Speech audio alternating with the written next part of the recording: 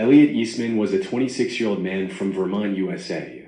He spent most of his early years in the tiny town of Heinsberg. Life there was Heinsberg what? Georgia? Maryland? Texas? calm and peaceful, but with a population of less than 600 residents, it was also quite boring. Oh my God, you know for a fact in that town everybody knows each other. I'm good off that. To do something more with his life. So, with his love for nature and exploration in mind, he saved up some money and traveled to the Philippines near the end of 2023. He wanted to slowly make his way through the entire country and witness its beauty firsthand. But just a couple months into his trip, he met a local woman named Carisha Jayla. The two started dating and got married just a few months after that, in July of 2023. A few months?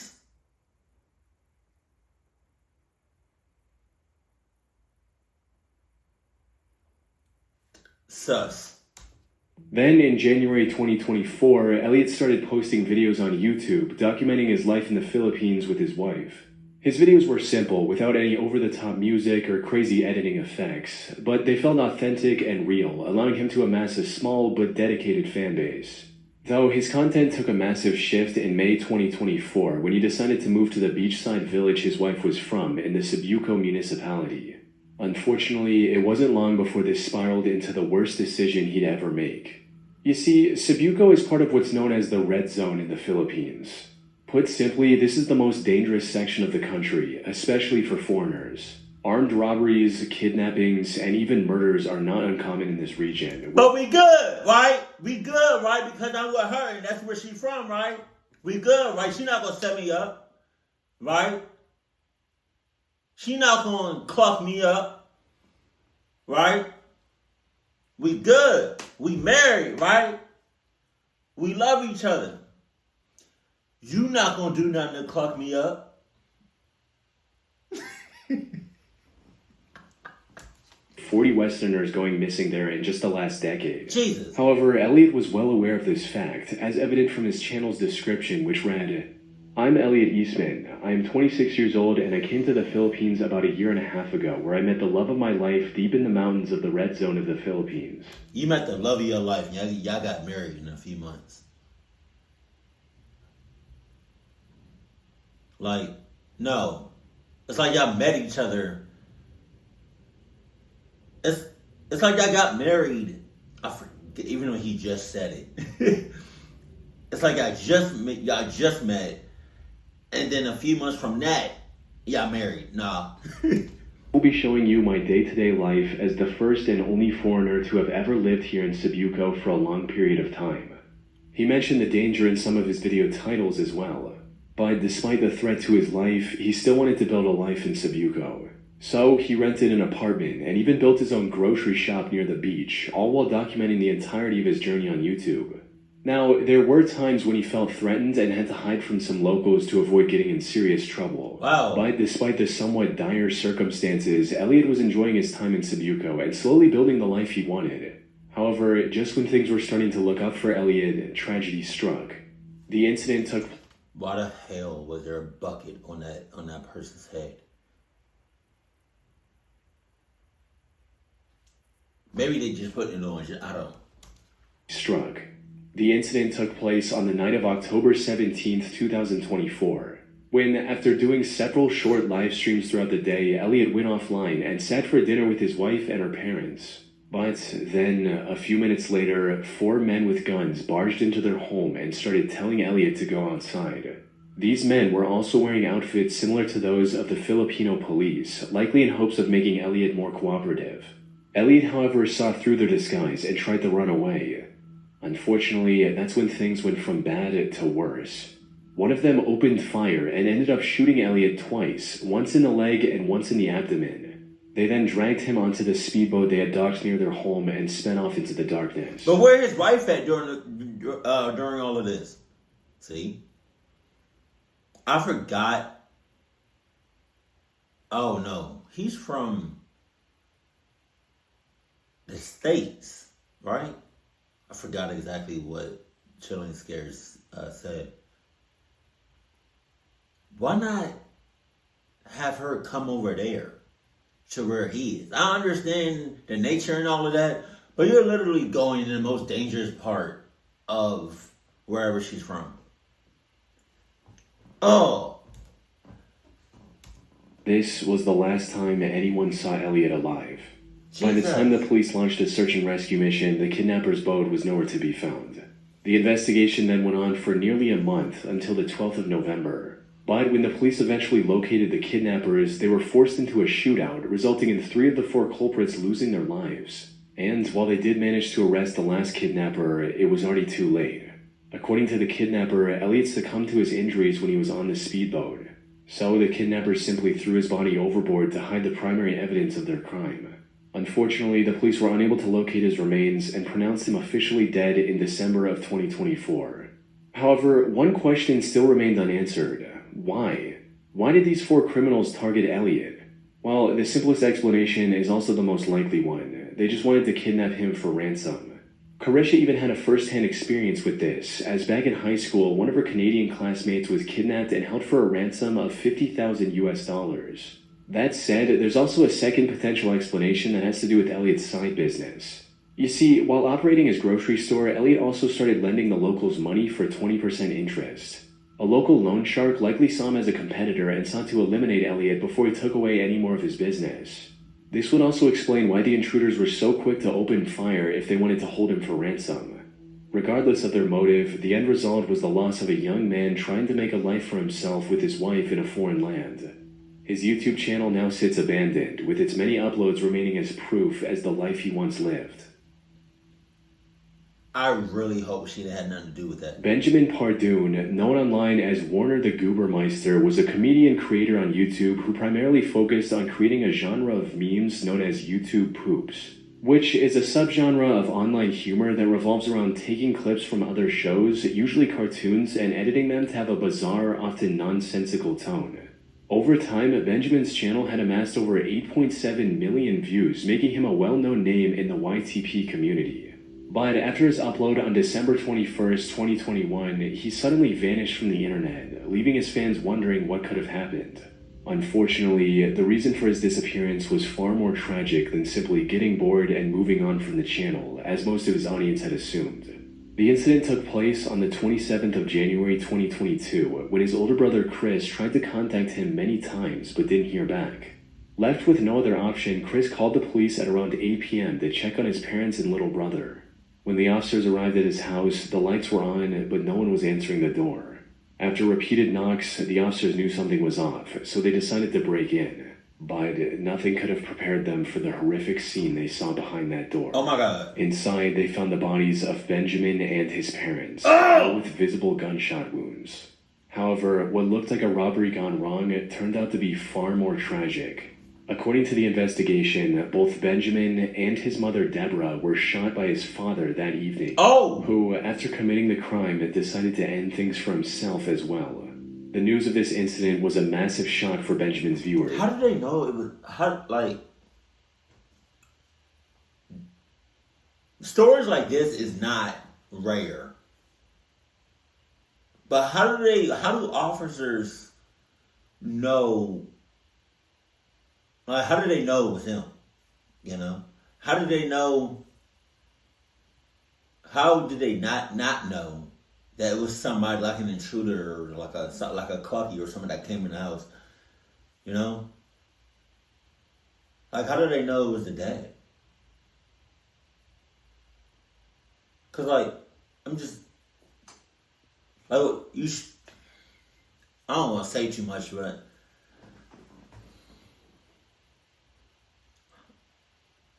I'm just trying to make it make sense. They opened up the doors to the house, saw what was going on. It was like, oh, the dad did it. What? How do you know that? Did he write it? What? As he'd never mentioned any family troubles before, Chris later set up a GoFundMe page in November of 2022, which not only allowed Benjamin's fans to support the only living member of his family, it also gave some insight into what might have happened. According to Chris, Benjamin was born in 2005 and was soon diagnosed with autism. This made it difficult for him to interact with people in person. Because of this, he was homeschooled, and at just 8 years old, he started uploading on YouTube, hoping to make friends and find a sense of community. Sadly, Benjamin's condition was far from the only challenge their family had to face. Deborah was also suffering from nerve damage after an accident, and the father Gregory had also gotten in a car accident in the past and could barely walk. On top of that, the family was also struggling with severe financial issues, which could explain why Gregory felt the need to take such a drastic measure, seemingly... I got a question. And I don't know a lot, if any, about people that's autistic. But they homeschooled him. So like, wouldn't that make the autism not what worse? I don't know if you can have better or worse like doesn't that person need to, wouldn't it be better for the person to be out in the real world with other people? Because I don't know how to say this. I'm just saying, like, if your child is autistic and you homeschool your child for years on end, and they go to college away, but they haven't been around other people, Nowhere. As Chris puts it, my dad was a proud man. He was ashamed to ask or seek out help. Although Benjamin's content was somewhat niche, it left a big impact on those who came across it, with some even uploading new videos in his style to keep his memory alive. Oh yeah. Harley Dilly was a YouTube channel run by a 14-year-old teenager from Ohio with the same name. He created the channel in 2013 to share his love of gaming, specifically the sports game Madden, with others. He also uploaded vlogs on YouTube, where he talked about anything that was on his mind that day. But for Harley himself, these were more than just videos. They were one of the many forms of escape he had from his troubled life. You see, Harley suffered from oppositional defiant disorder and was also diagnosed with high-functioning autism. This resulted in him getting into heated arguments with his parents quite often and subsequently ending up in a worse situation. In one instance, he even posted a video talking about how he was locked out of the house after an argument with his mother, titled, "I'm Scared." Hey guys, what's up? It is Harley Dilly. Huh? Ma!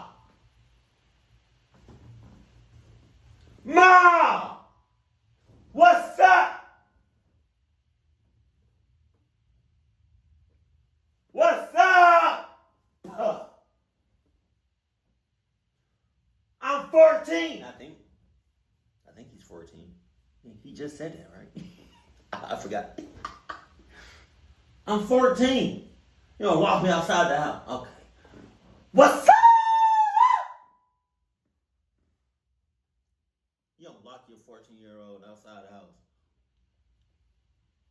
You better hope that's safe. You better hope you're in a safe neighborhood. One of my worst days of my life. I was at school and I was science test. I finished it and my computer says 1% battery left. So I get to the next class and I put it on charger as quick as possible, but it didn't charge. None of the computers would take a charge. So I took it back and I had to fill out a complaint, and that's one of the most expensive parts of the computer. And my mom said she's not paying anything. We argued for about a good 5 minutes. Then she snapped. She said she was going to call the police, and she said she already did. And she locked me out of the house. So right now, I'm outside. Yep. Call the police for what? On who? For what? What the hell? Ma!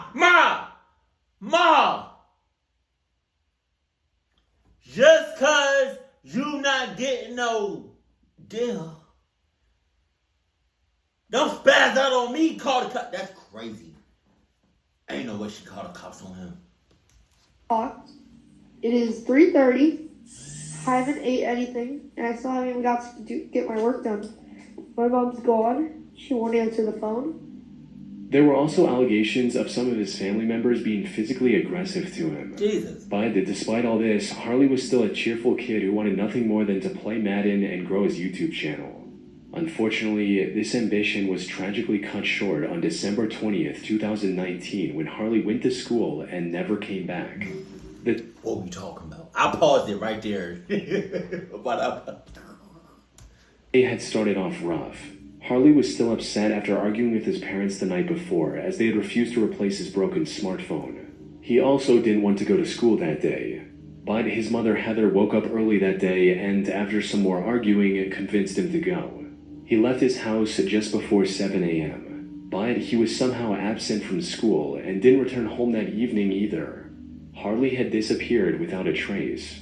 Surprisingly, his family didn't report him missing until 11:50 p.m. on December 21st, nearly 43 hours after he vanished. Mom! Hey, the mama's a clucky. I'm not gonna hold you. She probably did something. I'll bet my life. Okay, not my life. That's a bit dramatic. I bet all the money in my Cash App. Yup, and it's not money. Their explanation for the delay was simple. According to them, Harley had spent the night at friends' houses without telling them before, usually after an argument. No! They assumed this time was the same. However, they couldn't have been more wrong. Something that became increasingly clear as the police investigation dragged on for days without uncovering a single clue about his whereabouts. Days? The only thing they found was this low-resolution picture of Harley going to school that was taken from a neighbor's security camera. And that was it. Eventually, many other organizations, including the FBI, joined the search as well. They also distributed his missing posters nationwide and offered an $18,000 reward, hoping to receive any information that could lead them in the right direction. Unfortunately, although they received numerous tips, none led to any significant progress in the case. That is until the 13th of January, over 23 days after Harley went missing. Oh my God. The investigators made the big discovery. Oh! They were re-canvassing the area immediately surrounding Harley's home when one of the investigators decided to check out the vacant house directly across from the Dilly residence. This was a summer home and was fully locked at the time. There was also no indications of anyone breaking into the home. However, the investigators had looked everywhere else to no avail. This was one of their last options. So they acquired the key to this home and started looking around. They didn't find anything on the ground floor.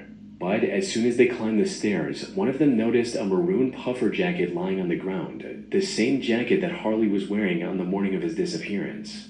As they got closer, they also noticed his glasses lying on the floor as well. But there were no signs of Harley anywhere. Both the glasses and the jacket had also collected plenty of dirt, indicating that they must have been there for a long time. While they were looking around, one of the investigators noticed the chimney vent above where his glasses and jacket were discovered. This sort of vent is used to connect traditional wood-burning heaters.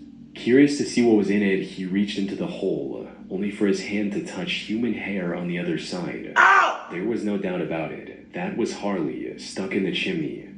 Officers quickly dismantled the wall, and sure enough, they found Harley's body inside, with his arms raised above his head.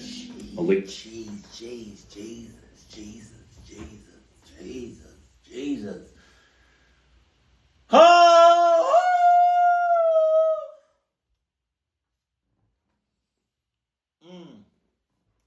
Autopsy concluded that he likely passed away the day he went missing. His particular position at the time of discovery also helped investigators piece together what might have happened that day. As the story goes, Harley didn't want to go to school that day, so he decided to spend the time at the vacant home until the afternoon to make it seem like he went to school. But when he couldn't find a way in from the ground floor, he climbed onto the roof using the antenna tower beside the house. From there, he looked into the chimney and saw a relatively short drop and chose to climb down it to enter the house. However, what he failed to realize was that this chimney didn't lead to a spacious fireplace. Instead, it only connected to a couple of small vents for heater exhausts, leaving him stuck at the bottom. Due to the way he climbed down, his jacket was likely halfway removed already. So he pushed it through the vent to free up some space, and his glasses fell through as well. Sadly, there was nothing else he could do in that position. His chest was pressed tightly against the chimney's wall, making it impossible to breathe, resulting in him slowly succumbing to asphyxiation. Put simply, this was nothing more than a tragic accident. Now, given this conclusion, Harley's case should have ended there. However, some people, especially as YouTube viewers, weren't satisfied with the official report. Many of them believed that this wasn't an accident at all. Rumors started going around the internet that Harley's death was actually a murder committed by his own family. One of the first big points of contention was his jacket, since in one of the evidence images it could be seen hanging from the door. These critics claimed that this was proof of the whole story being a lie. Some also argued that the shoes he was wearing in his last picture didn't match the ones the investigators found on him. However, despite the skepticism, the police stuck with their initial report. As for the jacket issue, that turned out to be nothing more than the result of one of the inexperienced investigators mistakenly moving key evidence.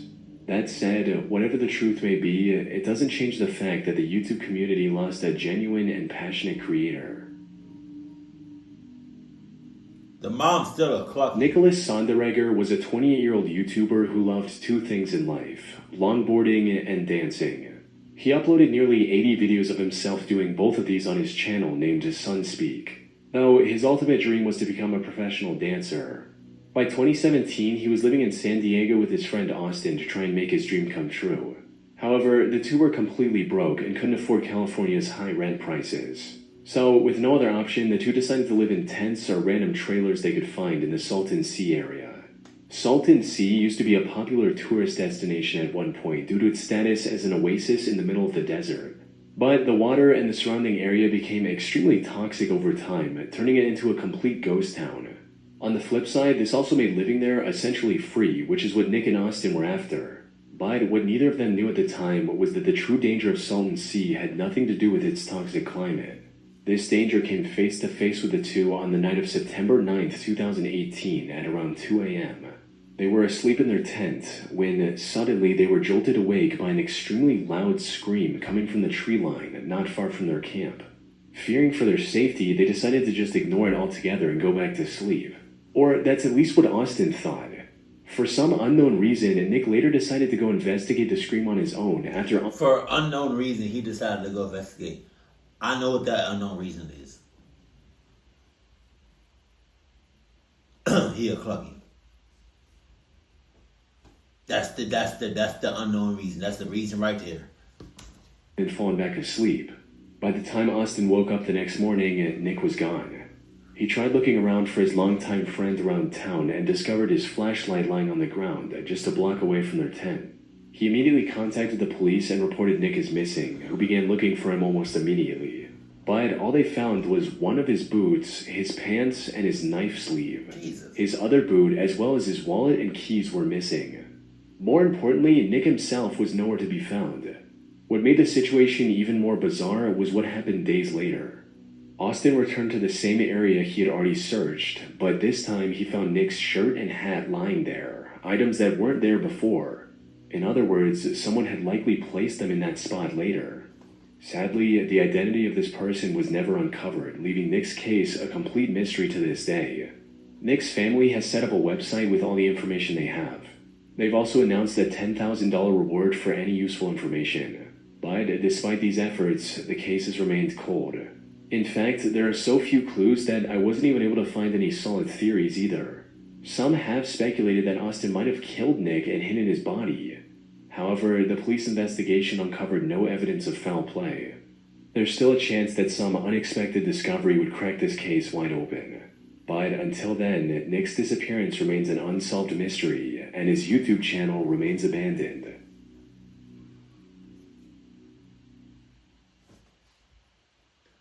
I think the one that really stuck out to me was this one.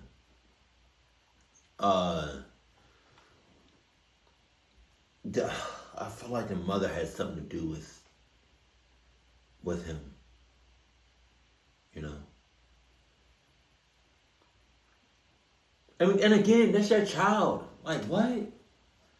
That's your child. Keep up with him. Make sure he good. Like, honest, like. Oh.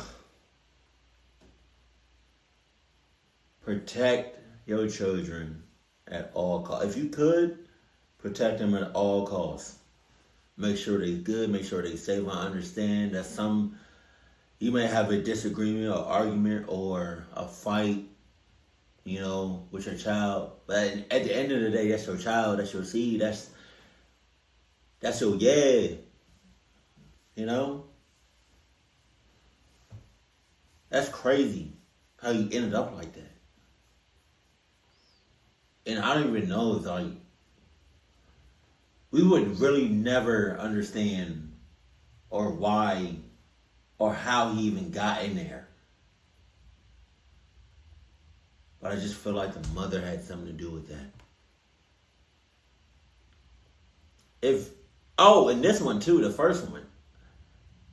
It's something about, I don't know, it's something about his first story with the Philippines or whatever. I don't know where she's from. But how you gonna meet somebody for the first time and then literally a couple of months in, you marrying that person, man. And then you go to the most dangerous part of where she's from, man. Hey. Alright, y'all got it. Keep it cool, keep it classy. And I love you. Stay happy. My family.